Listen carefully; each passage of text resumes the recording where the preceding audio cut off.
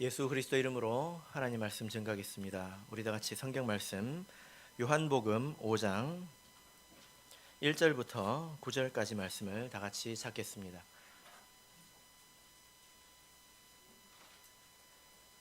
요한복음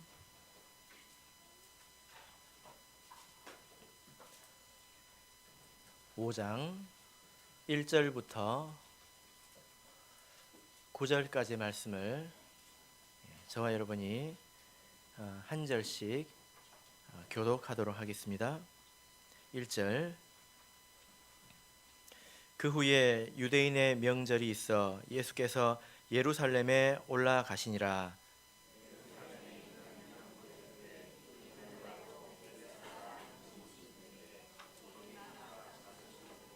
그 안에 많은 병자, 소경, 절뚝발이, 혈기 마른 자들이 누워 물의 동함을 기다리니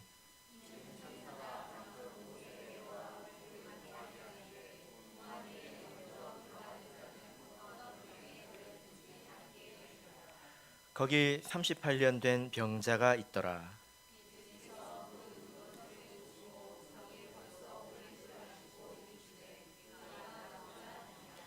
병자가 대답하되 주여, 물이 동할 때에 나를 못에 넣어줄 사람이 없어 내가 가는 동안에 다른 사람이 먼저 내려가나이다. 같이 읽겠습니다. 그 사람이 곧 나서 자리를 들고 걸어가니라. 아멘. 오늘 이 시간은 내가 낫고자 하느냐라는 제목으로 하나님 말씀을 증거하겠습니다. 예전에 제가 텔레비전에서 하는 드라마를 본 적이 있습니다. 그 제목이 뭐였냐면 꽃보다 남자였습니다. 제법 오래됐죠? 예, 혹시 기억나십니까? 예, 기억을 못 하시는 척 하시는 거 아니죠? 예, 알면서도 뭐 제가 뭐 다 보지는 않았지만 그 내용을 이렇게 보니까 이렇습니다. 돈, 그리고 외모, 권력, 이것이 탁월한 4명의 남자가 그 다른 이들 위해서 군림하는 그런 학교의 모습이었습니다. 그 4사람을 뭐라고 부르는지 혹시 아십니까? 예, 예, 예. 판타스틱 포. 예, 기억나십니까? 예. 예. 모르는 척 하시느라고 애쓰십니다. F4라고 하죠. 그 뭐 제가 한두 번 이렇게 볼 때 굉장히 충격적인 말을 들었어요. 그 학교에서 명령을 하는데 우리는 교회에서 뭐 어떻게 합니까? 예수 그리스도 이름으로 명하노니 하지 않습니까? 근데 그 학교에서는 F4의 이름으로 명령한다 그래요. 그러면 다 들어요. 모든 사람들이 다 거기에 순종합니다. 제가 그걸 이렇게 보면서 저 드라마야말로 이 세상에서 가장 우울한 드라마다, 이런 생각을 했습니다. 왜 그렇습니까? 이 세상의 모습을 압축해서 보여주기 때문입니다. 있는 사람들은 위에서 군림하고 대부분의 없는 사람들은 주눅들어서 사는 그런 세상의 모습을 보여주고 있는 것입니다.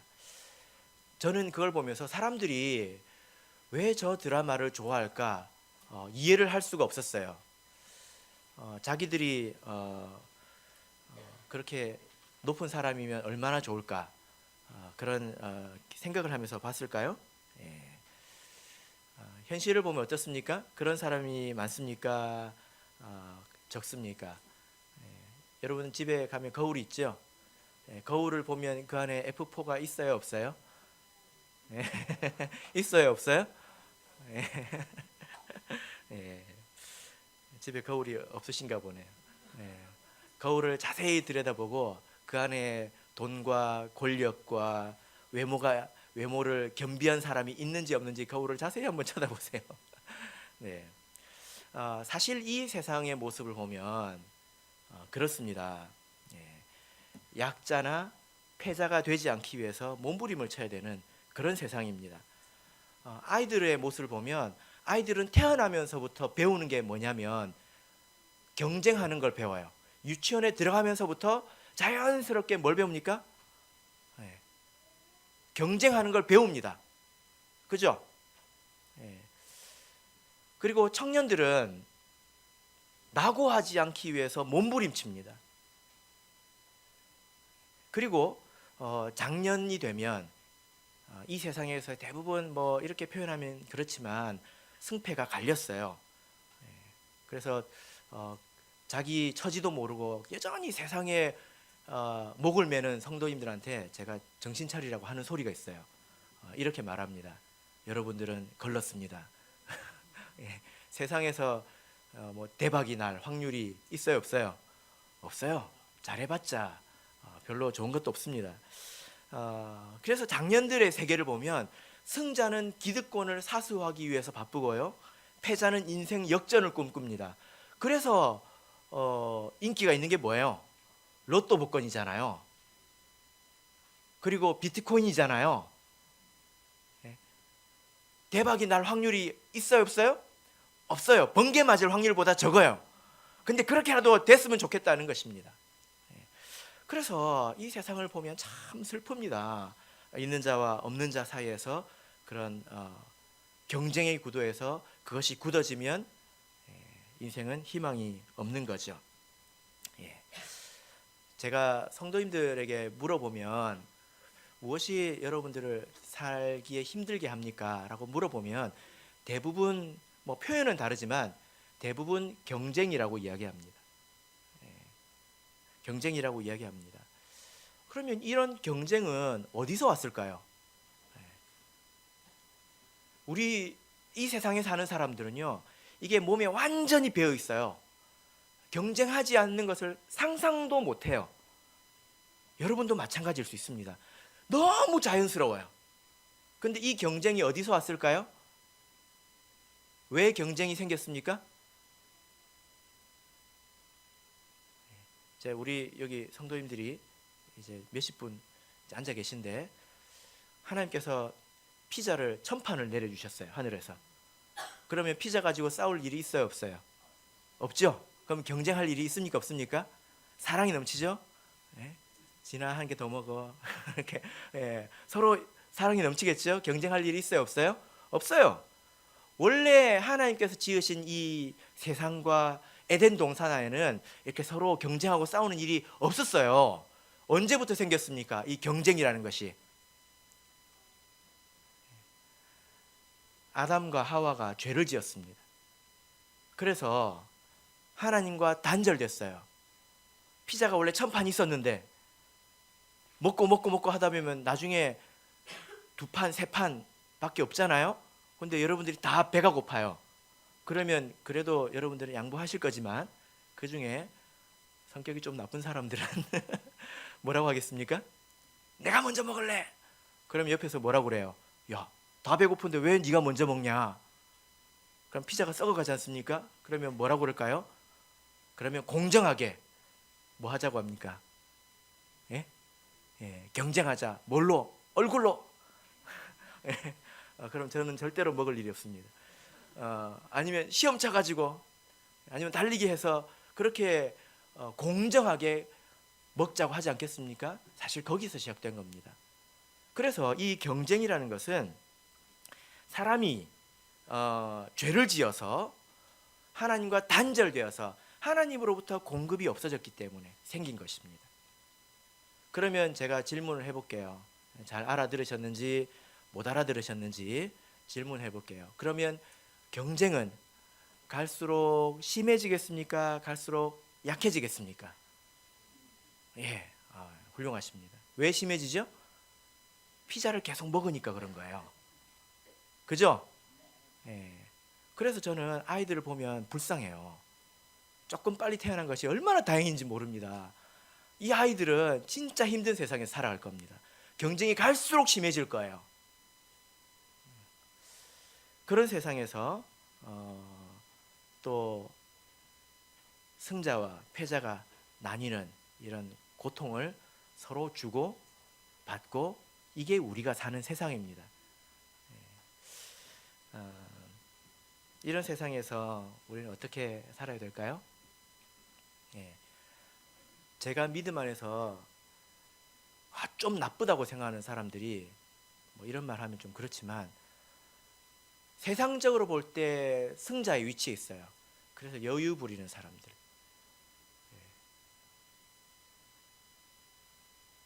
오늘 이 말씀을 듣고 이렇게 이 경쟁이 넘치는 세상에서 우리는 어떻게 살아야 되는지 답을 얻으셔야 됩니다. 오늘 말씀을 보겠습니다. 1절부터 4절까지 다시 같이 읽겠습니다. 시작. 그 후에 유대인의 명절이 있어 예수께서 예루살렘에 올라가시니라. 예루살렘에 있는 양문 곁에 히브리 말로 베데스다라 하는 못이 있는데 거기 행각 5이 있고 그 안에 많은 병자, 소경, 절뚝발이, 혈기 마른 자들이 누워 물의 동함을 기다리니 이는 천사가 가끔 못에 내려와 물이 동하게 하는데 동한 후에 먼저 들어가는 자는 어떤 병에 걸렸든지 낫게 되밀어라. 예. 자, 1절부터 4절까지 이 말씀 가운데 가장 우리를 속상하게 하는 단어를 하나 찾아보십시오. 예, 먼저죠, 먼저.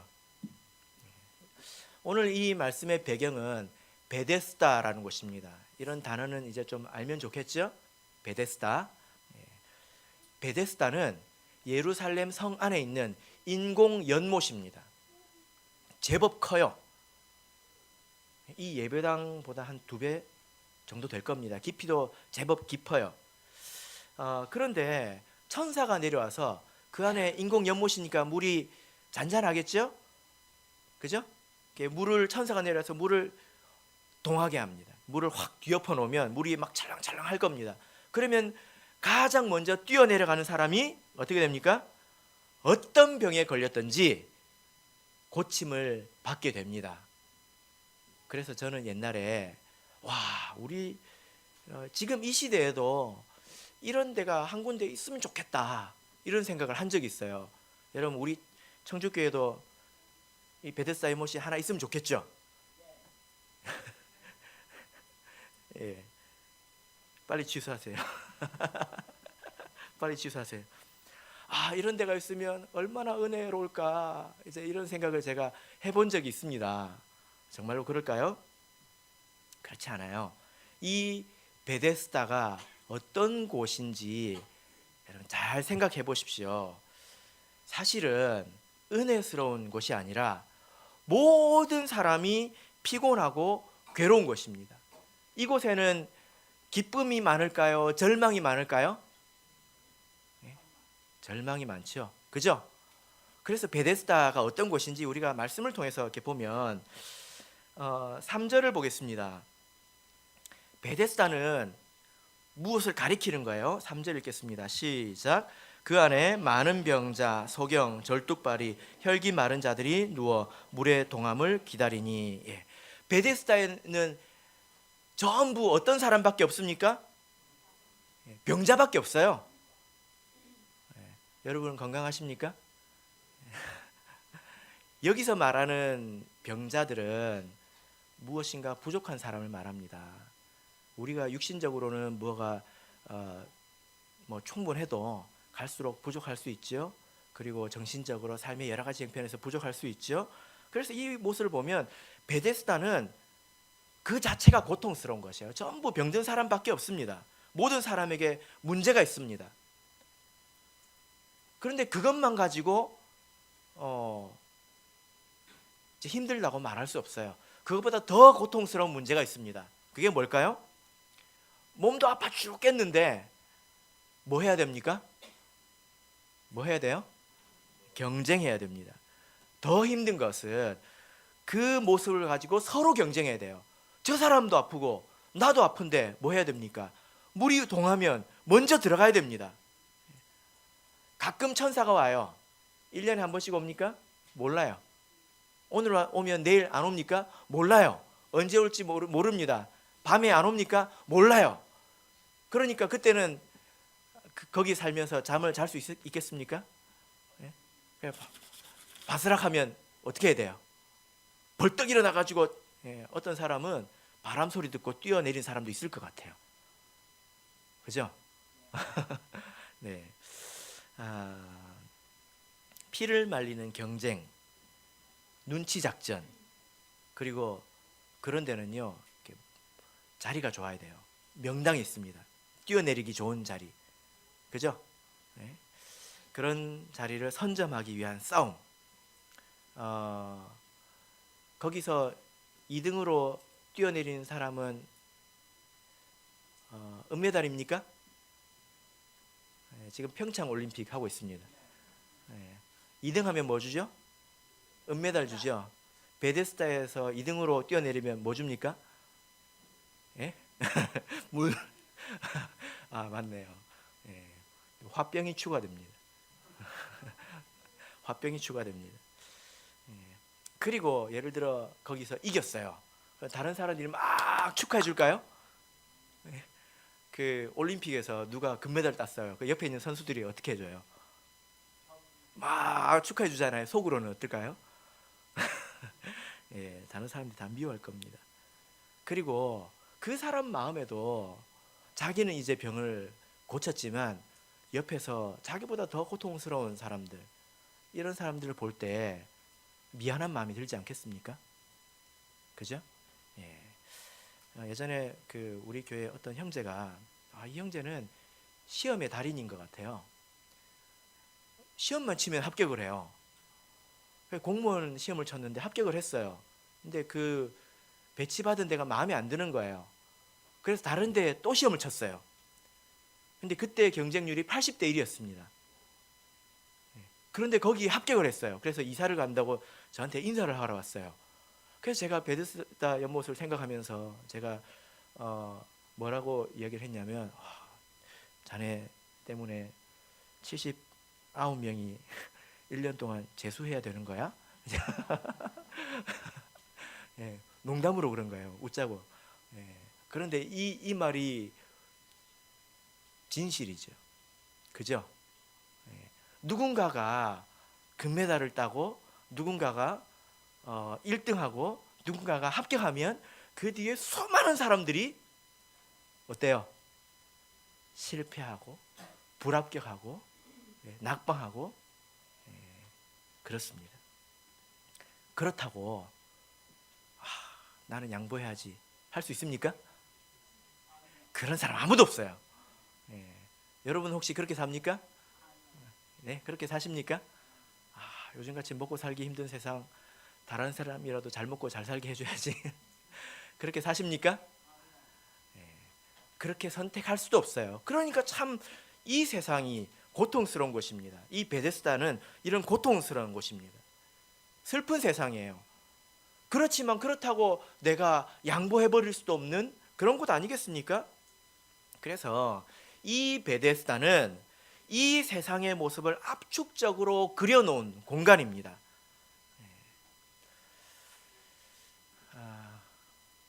그래서 우리가 사는 이 세상이 뭐예요? 베데스다예요. 이 세상이 베데스다예요. 그래서 여러분 세상을 잘 바라보십시오. 여러분들께서는 이 세상을 어떻게 사십니까? 또 자녀들에게 어떻게 살라고 가르치십니까? 자녀를 키우는 걸 보면 그 사람의 진짜 믿음을 알 수 있어요. 어떤 분은 정말로 그럽니다. 예전에 제가 있었던 교회에서 어떤 분이 설교를 했는데 설교 내용이 아직도 기억이 나요. 그 내용이 뭐냐면 여러분 공부 열심히 하세요. 세상이 만만치 않습니다. 여러분이 하나님 믿는 사람이라고 봐줄 것 같습니까? 최영미 자매님 들은 기억나세요? 안 나세요? 그때 계셨던 것 같은데 아닌가? 그거 듣고 혹시 은혜 받으신 건 아니죠? 네, 여러분, 우리가 하나님 믿는 사람이 이 세상에서 정말로 그렇게 살아야 합니까? 야, 다른 사람은 몰라도 너는 잘 돼야 돼. 내가 등골이 빠지는 수가 있어도 빠지는 한이 있어도 내가 뒷바라지 해줄 테니까 너는 다 밟아버려. 이렇게 자녀들에게 이야기하고 해야 됩니까? 이게 참 비참한가요? 이게 우리의 참 고통스러운 것입니다. 그죠? 그잖아요. 우리 그 식당가를 가보면 잘 되는 집이 있으면 안 되는 집이 있어요. 그죠? 여러분, 이런 세상을 우리가 살아가고 있는데 우리는 경쟁을 해야 합니까? 말아야 합니까? 그 먹고 살 만한 분이 뭐라고 이야기를 하냐면 세상은 다 자기 하기 나름이라고 이야기합니다. 동의하십니까? 저는 그 말을 듣는데 막 이제 머리에서 뿔이 막 날라고 그래요. 세상 하기 나름 아니에요. 아니에요. 태어나면서 금수저 물고 나온 사람 있다고 하지 않습니까? 어떤 사람은 태어났는데 가난해요. 몸도 아파요. 머리도 나빠요. 얼굴도 못생겼어요. 그러니까 어떤 사람은 태어나면서 경쟁의 기회조차도 박탈당한 사람들이 얼마나 많은지 모릅니다. 자기가 있다고 해서 세상 사는 거 다 자기 하기 나름이야. 너희들도 열심히 살아봐. 이렇게 이야기하는 것은 정말로 속상한 말입니다. 그렇지 못한 사람이 사실 훨씬 많아요.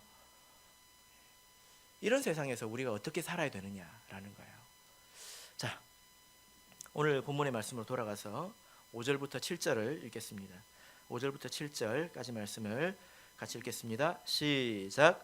거기 38년 된 병자가 있더라. 예수께서 그 누운 것을 보시고 병이 벌써 오랜 줄 아시고 이르시되 내가 낫고자 하느냐. 병자가 대답하되 주여 물이 동할 때에 나를 못에 넣어줄 사람이 없어 내가 가는 동안에 다른 사람이 먼저 내려가나이다. 7절까지. 오늘 이 말씀 가운데 주인공이 등장하는데 이 사람은 어떤 사람입니까? 38년 된 병자입니다. 38년 된 병자라는 말은 무슨 말입니까? 쉽게 이야기하면 38년 동안 뭘 못 해봤다는 거예요? 1등을 한 번도 못 해봤다는 거예요. 그죠? 38년 정도 살면은 38년 정도 학교를 다니거나 38년 정도 뭔가 경쟁을 하면 실수로라도 1등을 하는 법이에요. 별로 동의를 안 하시는 것 같은데 실수로라도 1등을 해요. 서당계도 3년이면 풍어를 읊는다고 합니다. 식당계가 3년이면 라면을 끓인다고 그래요.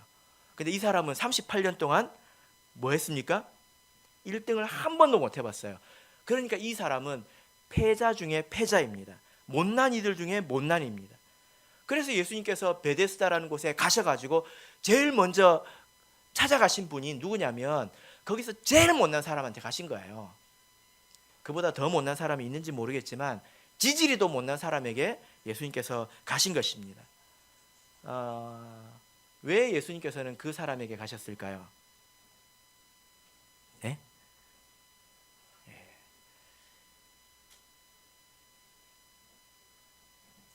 생각을 해보십시오. 세상은 잘나야 살 수 있어요. 잘나야 돼요. 뭐라도 잘해야 돼요. 그죠?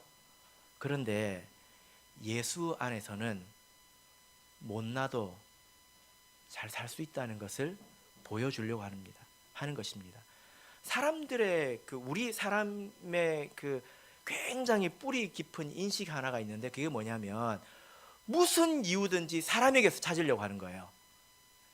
누가 잘 되잖아요. 에이 저 사람은 머리가 좋으니까, 에이 저 사람은 성실하니까 그 사람에게서 찾습니다. 그리고 뭐라고 합니까? 나는 그런 게 없다고 이야기를 해요. 예수님은 누구한테 가셨냐면 그 사람한테는 이유를 찾으려고 해도 잘난 게 눈꼽만큼도 없는 사람한테 가신 거예요.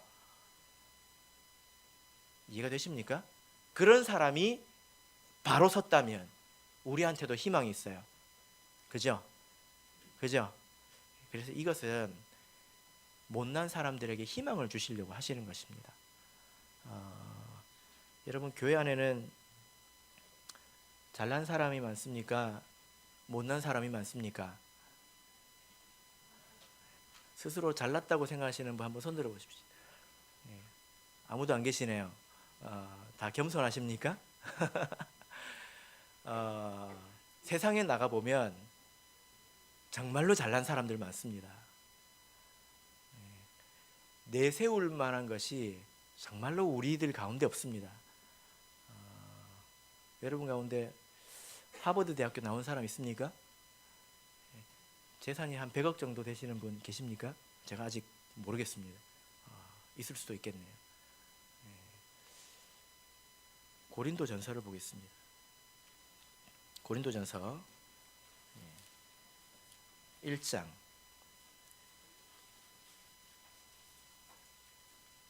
26절.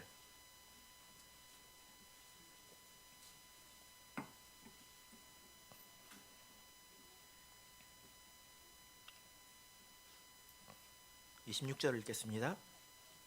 시작.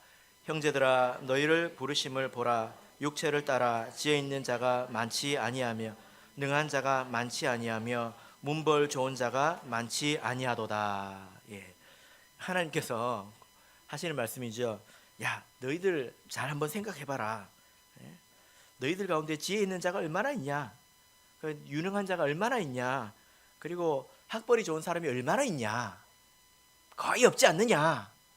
이렇게 말씀하고 있습니다. 사실 참예수교회는 그래요. 별로 없어요. 제가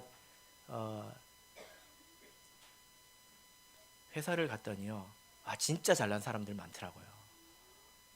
명함도 못 내밀어요. 저런 사람을 보고 천재라고 하는구나.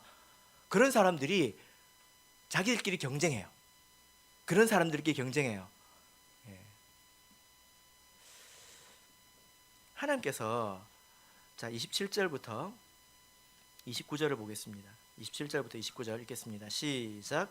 그러나 하나님께서 세상의 미련한 것들을 택하사 지혜 있는 자들을 부끄럽게 하려 하시고 세상의 약한 것들을 택하사 강한 것들을 부끄럽게 하려 하시며 하나님께서 세상의 천한 것들과 멸시받는 것들과 없는 것들을 택하사 있는 것들을 폐하려 하시나니 이는 아무 육체라도 하나님 앞에서 자랑하지 못하게 하려 하심이니라. 하나님께서 이 세상 가운데서 못난 사람들, 부족한 사람들을 택하셔서 이 자리에 두신 데는 하나님의 뜻이 있어요.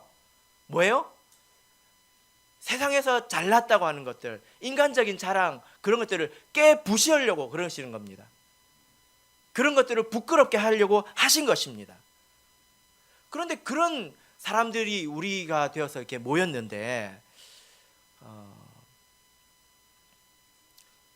우리는 어떻게 살아야 되겠냐 이 말이죠. 그죠? 자, 본문으로 돌아가겠습니다. 6절을 읽겠습니다.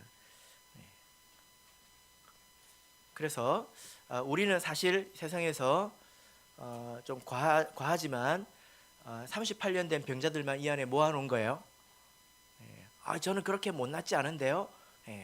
별반 차이 없어요. 인생의 결정적인 문제에 대해서는 되게 무능하지 않습니까? 6절을 읽겠습니다. 시작. 예수께서 그 누운 것을 보시고 병이 벌써 오랜 줄 아시고 이르시되 내가 낫고자 하느냐. 여러분 이 말씀을 보십시오. 예수님께서 그 사람을 가서 보셨어요. 누운 것을 보시고, 그리고 예수님은 하나님이니까 그 병이 오래된 줄을 어떻게 아셨다고 말씀하시죠? 그리고 뭐라고 하십니까? 이 말씀이 정상인 것 같아요? 비정상인 것 같아요?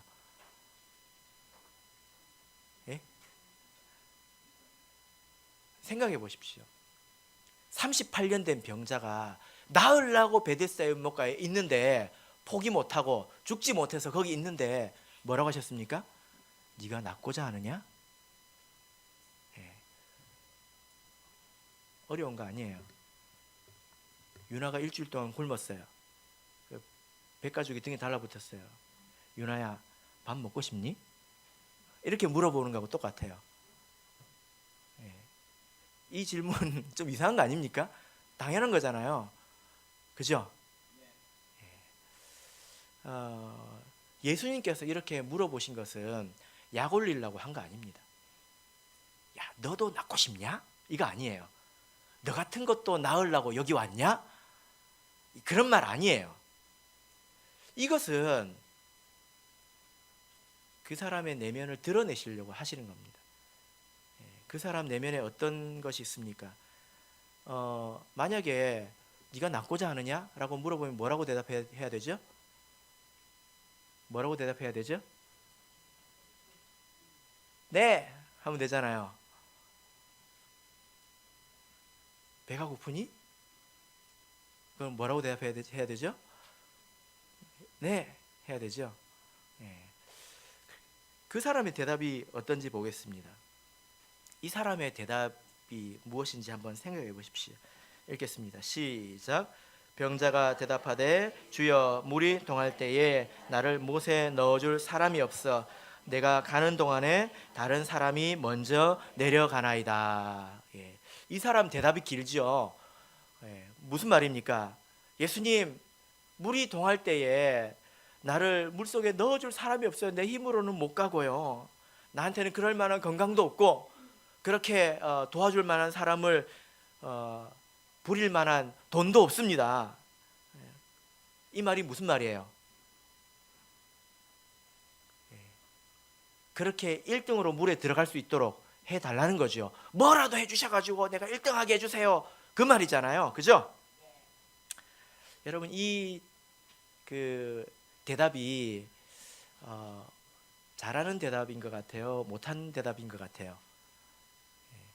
우리 성도님들도 사실 이렇게 신앙생활하는 분들 제가 보니까 많더라고요.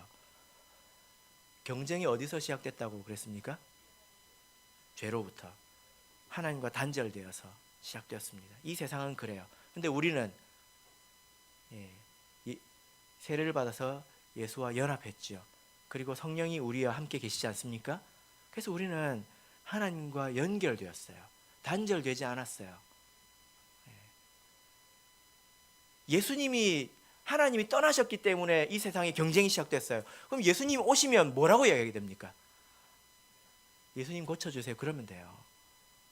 그런데 뭐라고 합니까? 예수님 1등 시켜주세요. 이 사람 머릿속에는 뭐밖에 없냐면 이 세상에서 행복해지는 방법은 경쟁하는 것밖에 없다. 이겁니다. 어찌해서든지 1등 해야 된다. 이겁니다. 하나님 믿으면서도 하나님 앞에 있으면서도 그렇게 생각해요. 그래서 교회 와서 기도하면서 뭐라고 기도합니까? 하나님 1등하게 해주세요. 이런 식으로 기도한다는 말이에요. 이런 식으로. 하나님 경쟁에서 이기게 해주세요. 막 그 경쟁에 찌들려 가지고 살아갑니다. 사실 예수님께서 드러내고자 하신 것은 경쟁이라는 세상의 방식, 이것을 고수하는, 그것밖에는 할 줄 아는 게 없는 그런 사람들 앞에서 그런 생각을 드러내시는 것입니다. 여러분 이때는 경쟁할 필요가 있습니까? 없습니까? 베데스다 연못가에 예수님께서 찾아오셨어요. 그러면 뭐라고 해야 됩니까? 그때는 경쟁할 필요가 있어요? 없어요? 없어요. 있어요? 없어요? 없어요. 혹시 여러분들도 그런 강박관념, 강박증을 가지고 살아가고 있지 않습니까? 그래서 이렇게 보면 참 그 신앙생활 잘못하는 거예요. 그거는 이제 여러분들이 다 그런 것은 아닙니다. 근데 제가 대화를 나눠보면 신앙생활을 그렇게 하는 분들이 있어요. 세상 짐도 지고요, 그 위에다가 신앙의 짐도 지어요. 짐이 2개예요. 세상에서 먹고 살려면 뭐 해야 돼요? 경쟁해야 돼요.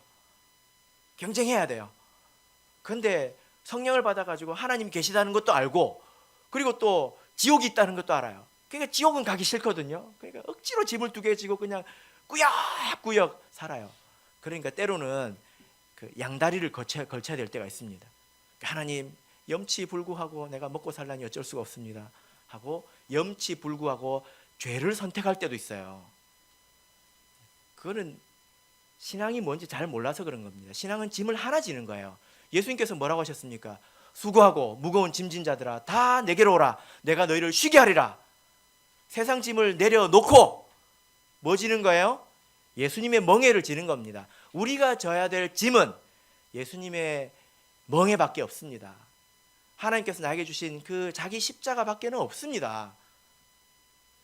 그러면 우리가 이 경쟁 사회에서 어떻게 살아야 됩니까? 시험도 쳐야 되잖아요. 이 세상의 근본적인 틀 자체를 우리가 바꿀 수는 없습니다. 시험도 쳐야 되겠죠. 우리는 어떻게 살아야 됩니까? 시험 치지 말아야 됩니까? 네? 다 양보하고 살아야 됩니까? 어떻게 살아야 됩니까? 자, 예수님의 답을 보겠습니다. 6절부터 9절 읽겠습니다. 6절부터 9절까지 읽겠습니다. 시작. 예수께서 그 누운 것을 보시고 병이 벌써 오랜 줄 아시고 이르시되 내가 낫고자 하느냐. 병자가 대답하되 주여 물이 동할 때에 나를 못에 넣어줄 사람이 없어 내가 가는 동안에 다른 사람이 먼저 내려가나이다. 예수께서 가라사대 일어나 내 자리를 들고 걸어가라 하시니 그 사람이 곧 나아서 자리를 들고 걸어가니라. 이 병자는 육체적으로 아픈 사람만을 말하는 게 아니라 무엇인가 부족해서 행복하지 못한 사람을 말합니다. 우리가 될 수 있습니다. 그래서 예수님께서 낫고자 하냐 물었죠. 그러니까 이 사람이 뭐라고 했습니까? 경쟁에서 이기게 해주세요. 이 사람은 부족한 사람입니다. 다른 사람을 밟아야 행복해진다고 믿는 사람이에요. 그런데 예수님께서 그렇게 물어놓고 답은 또 어떻게 하셨습니까? 8절 보면 예수께서 가라사대 일어나 내 자리를 들고 걸어가라 하시니, 이게 언뜻 이해가 안 돼요. 왜냐하면 아니 네가 낫고자 하느냐? 물어볼 때는 언제고? 그러면 대답을 했는데 그 대답은 통째로 어떻게 하셨습니까? 무시하셨어요. 무시하셨단 말이에요. 무시하시고 뭐라고 하셨습니까? 일어나 가라. 베데스다의 규칙, 이걸 어떻게 하셨습니까? 예수님 앞에서 그냥 깨버리신 겁니다. 그렇게 하지 않아도 된다는 거예요. 베데스다의 원리를 넘어선 대답입니다. 예수님만 이렇게 하실 수 있어요. 그래서 우리 하나님 믿는 사람들은 이렇게 살아야 합니다. 예수님 앞에서는 그럴 필요 없어요.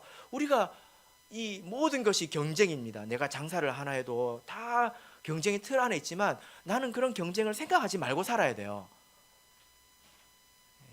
하나님, 저 집보다 좀 더 맛있게 해주세요.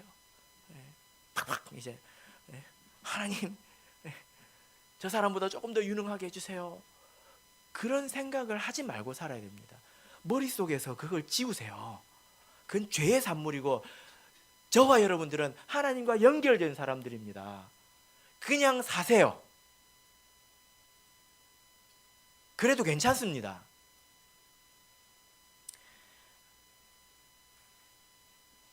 그래서 이렇게 무능한 사람도 하나님 안에서는요 일어나서 사는 거예요. 그것을 다른 사람들이 본 것 아닙니까? 그죠? 다른 사람들이 그걸 보고 뭐라고 했겠습니까? 예수님 안에서 예수님을 통해서 얻는 행복과 거기서 경쟁해가지고 어쨌든 다른 사람을 밟고 1등을 해야 되는 이 베데스다와 이것이 두 가지 길이 그들 눈에 보이지 않았겠습니까? 그죠? 어떻게 살아야 됩니까? 교회 보면요, 교회도 이 두 가지의 가르침이 있어요.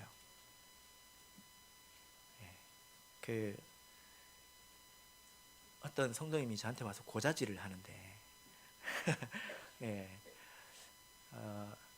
제가 말해도 여러분 누군지 모르니까 누군지 생각하지 말고 들으세요.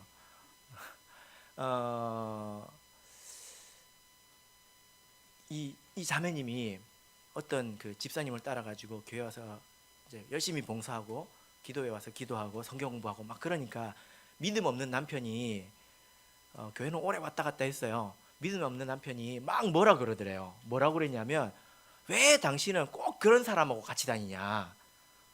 저기 저런 분하고 좀 같이 다녀라.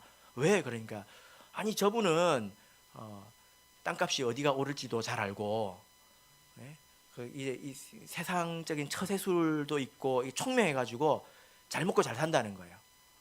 그런 사람하고 옆에 있으면은 뭐 콩고물이라도 좀 떨어지지 않느냐. 그런 사람하고 좀 가까이 지내라.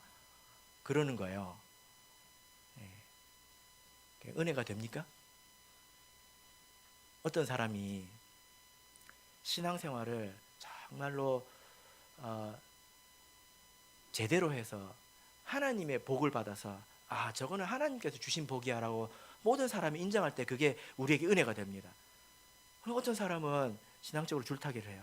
양다리도 걸치고 타협도 하고 그리고 염치불구하고 죄도 지어요. 그래서 쌓았습니다. 앞에 와서 간증하면요 다 웃어요. 속으로 싫어합니다.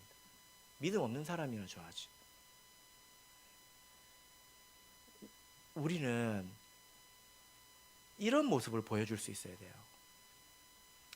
일본에 제가 한번 갔을 때 정요수아 집사님이라는 분이 있는데 이분은 17살 때 중국에서 일본으로 이민을 간 분입니다. 노동자로. 그리고 일본 말도 하나도 할 줄 몰라요. 근데 이분이 산 이야기를 들었는데 이분이 그 제가 갔을 때 일주일 내내 교회에서 저녁 식사를 해주셨어요. 남자가 혼자. 그래서 남자가 이렇게 요리를 잘하나 했더니 식당을 했대요. 그래서 어디서 그렇게 요리를 배우셨냐고 하니까 예수님이 가르쳐 줬대요. 진짜 이해를 할 수가 없어요. 그래서 예수님이 뭐 레시피를 주시더냐 요리 방법을 알려주시더냐 그랬더니 뭐라고 이야기하냐면 금요일 저녁이 되면 일본의 그 이주 노동자 중국인 이주 노동자들이 되게 많아서 그 사람들이 저녁에 일을 마치고 예배 드리려고 밥을 못 먹고 교회 오는 사람들이 많대요. 그러면 예배 중에 어떤 소리가 나요? 꼬르륵 꼬르륵 소리가 나잖아요. 그죠? 그래서 이분이 마음을 먹기를 내가 저 사람들 좀 먹여야 되겠다. 그래서 자기는 요리를 할 줄 몰라요. 그래서 장을 받아가 그 소같이 먹는 사람들을 위해서 장을 보면 얼마나 많이 받겠습니까? 장을 받아가 그 요리 재료만 뒀어요. 그래가지고 그런 사람들을 모았어요. 그런데 그들 중에는 꼭 요리를 할 줄 아는 사람이 한 사람은 있대요. 그 사람 통해 가지고 요리를 시키면 거기서 옆에 거들어주면서 하나를 배우는 거예요. 그럼 또 이제 누구는 가고 누구는 또 오고 그러면 또 한 사람이 생기고 그래서 요리를 터득했는데 이거는 어디 요리책에도 안 나오는 요리예요. 일본 요리도 아니고 중국 요리도 아니에요. 그래가지고 이분이 그걸 가지고 식당을 했어요. 근데 어떻게 됐냐면 일본의 그 몰래 카메라로 맛집을 그 촬영하는 프로그램이 있어요. 이건 사전 섭외를 하는 게 아니고 돈 받고 섭외를 하는 게 아니고 진짜로 몰카예요. 근데 그 집에 나와가지고 그 집에 그 집에 나온 게 아니라 그 프로그램에 나와가지고 텔레비전에 방영이 됐대요. 그래가지고 잘 먹고 잘 살았어요. 이분은 내가 식당을 해서 돈을 벌어야지. 그러면 내가 누구한테 가서 배워야 돼. 그리고 몫은 이 식당은 이런데 내가 정해야 돼. 그리고 원가는 이렇게 하고 뭐 계산을 해보지를 않았어요. 그냥 어떻게 한 것입니까? 산 겁니다. 우리가 하나님 안에서 이거는 대충 살아도 된다는 말이 아니에요. 그리고 아무렇게나 살고 그냥 정신줄 놓고 살면 된다는 게 아닙니다. 성실하게 살아야 합니다. 하나님 믿는 사람답게 살아야 합니다. 그러면 하나님께서 우리에게 주신 은혜가 있습니다. 그분이 일본에서 3층짜리 단독주택에 살아요. 애가 7명이거든요. 집이 3층이에요. 그 집을 이제 그 집에서 살고 싶었대요. 근데 하나님께서 부동산을 일시 폭락을 시켜 주셔가지고 돈에 맞춰서 그 집을 샀대요. 그리고 사고 나니까 다시 집값이 올라갔대. 잘못 믿는 것이 뭐냐면, 내가 이 세상에서 내 꼴을 보니까 이 세상에서 잘 먹고 잘 사는 것은 걸렀고 나는 천국에나 가야 되겠다. 이것도 잘못 믿는 것입니다. 경건은 범사에 유익하니 금생과 내생의 약속이 있습니다. 그래서 저는 우리 교회 성도님들께서 이런 본이 좀 많이 되었으면 좋겠어요. 우리 자라는 청년들이 보고, 야, 저 사람처럼 유능해야 돼, 저 사람처럼 능력이 있어야 돼, 그런 걸 보고 배우는 게 아니라, 야, 하나님 안에서 저렇게 살면 저렇게 복을 받는구나, 이게 복음 아니겠습니까? 그렇지 않겠습니까? 그것을 알려주고 가르쳐주는 그런 신앙이 전승되는 그런 교회가 되어야 합니다. 만약에 이렇게 여전히 경쟁의 틀에서 벗어나지 못하시는 분이 계시다면, 하나님 안에서 사는 것이 무엇인지, 내가 세상 짐과 예수님의 짐을 겸하여 지는 것이 아니라 하나만 진다는 것이 무슨 말인지 깨닫도록 앞으로 노력하십시오. 애쓰십시오. 두 개 지는 건 잘못하는 것입니다. 그리고 다른 사람들이 내 삶을 볼 때 하나님의 은혜를 생각할 수 있도록 사신다면 그것이야말로 훌륭한 인생입니다. 바라옵기는 저와 여러분이 이렇게 은혜가 되고 감동이 되는 그런 인생을 사시기를 예수 그리스도 이름으로 축복합니다. 우리 다 같이 찬양하겠습니다. 233장